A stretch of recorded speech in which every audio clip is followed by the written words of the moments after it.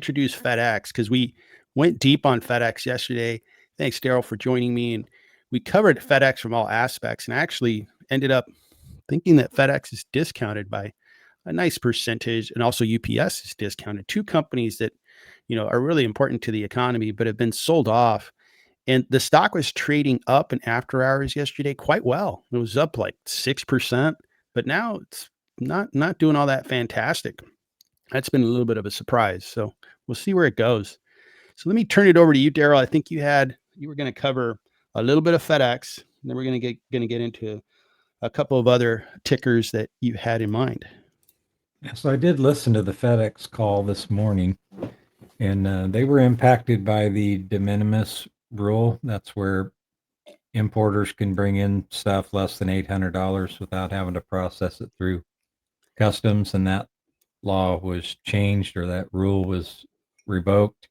So now they had to spend about $100 million building up um, their organization that helps uh, with keeping track of all those tariffs for those low cost imports, because a lot of their small business importers don't have the resources to actually work through that. So FedEx had to build that portion of their business up, and I think it was $100 million headwind against them. I also had forgotten that they had lost the USPS contract, or they didn't renew it. I don't know whether it was a loss or they didn't renew it. But they did pick up Best Buy as a customer, a nationwide customer. So that was a positive for them. Um, so they are facing, general economic slowdown. They mentioned that for their freight business. They're not seeing that recover anytime in the near future. So overall, I think they're facing some headwinds, but I also think they have some positive things in place to overcome them. And the fact that they actually beat by a pretty significant margin the estimates this time, that some of those programs that they have in place are taking effect, and they're managing their business proactively enough to where it might be a good time to take a pretty serious look at them, because Mm-hmm. they are undervalued. So that was my take on the call this morning. FedEx jumped up, like Victor said, about 6 to 7%. The implied move was 8%, so it was right at the upper end of that range. But as you can see, they've sold off in the off hours market back down to where they were yesterday at the close. So it'll be interesting to watch FedEx today. Any thoughts, Victor, on Yeah, FedEx that I just didn't cover? no, I'm going to repeat this. So sorry for repeating something I've been saying for the years that I've been a YouTuber. The market, is not necessarily rational at all times. In fact, it's irrational often. And when I based on research, based on analysis, I determined, hey, FedEx is discounted. It's going to revert back to its value, and so is UPS. It tends to happen most of the time, and I think FedEx is certainly a stock that is irrationally been sold off. And I think some of the sell off was rational because their fundamentals did change. But now when I look at the stock and I look at how they've been doing more recently, they had 3% growth in their earnings yesterday. That's very good. This is a big company. In the quarter, they did 22 billion, right? So 3% growth is a chunk of revenue. That's $7 billion of no, not 7 billion, 700 million of growth top line.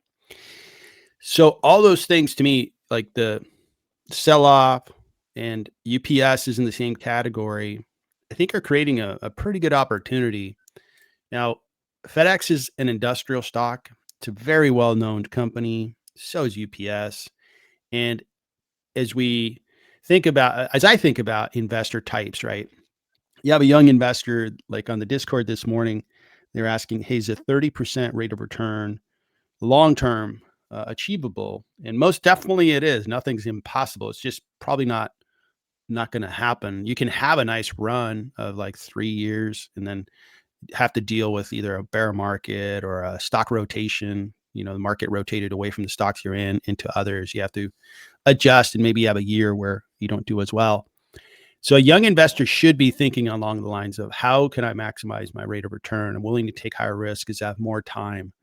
So that's the right place to be for young investors.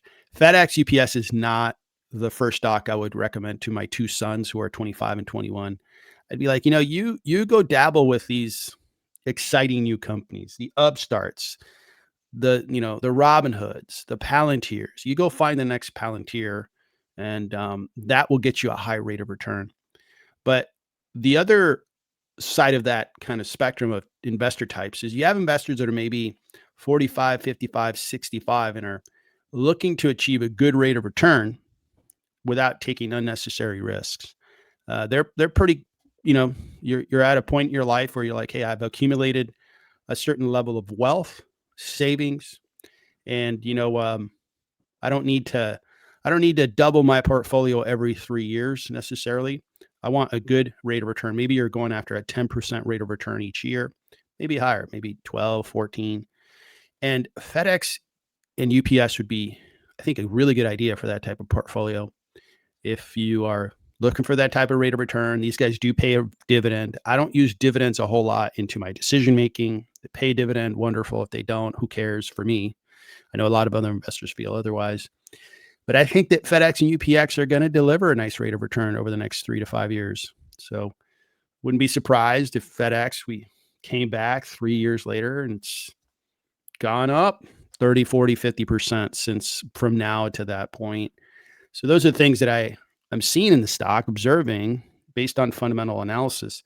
Just to give you a glance of where I am on the valuation of FedEx, I think it's discounted by 34%. As I speak, the market hasn't opened, so this is yesterday's price, but it's going to trade up about 1%. And I think that UPS is discounted as well. So I'm actually thinking about buying one or the other and just having a position there. I've been having a great year with my portfolio, thanks to a lot of these small caps that we found that are doing just incredibly well and appreciating very fast.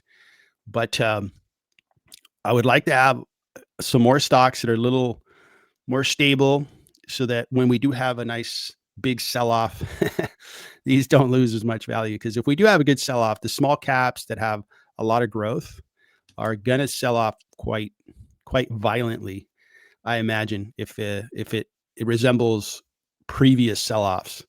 So FedEx and UPS are potentially an investment I'll make. I'm gonna think about it, see how the stocks trade. Maybe middle of next week, I'll make a decision and see which one I'd get into. I also like diversifying into different sectors. And for the industrial sector, which is where these two stocks reside, I don't have a lot of stocks in that sector. I have one. That's not a lot. I have a 3M. And it wouldn't be bad to build a nice position in one of these companies. I think very highly of both of these companies. I think they've been around for a long time. They're going to be around for a long time. They're very well run. They're a part of our economy. They're not going anywhere. They're just going to be a part of our economy. So those are my comments on FedEx. Thank you for watching my channel. It's been really fun and satisfying to have a channel for a couple of years. I've met a lot of great investors, and together we've really grown. And I wanted to offer you the opportunity to become a member of the channel. It'll give you more access to valuations, research, more access to more videos, the tools that I use, as well as being more connected with me, as well as other members of this channel. There's 4 different levels. Take a look and see if one of the levels is something you'd be interested in. I think you'll benefit from being involved, and I hope to see you soon on one of the member calls or on Discord.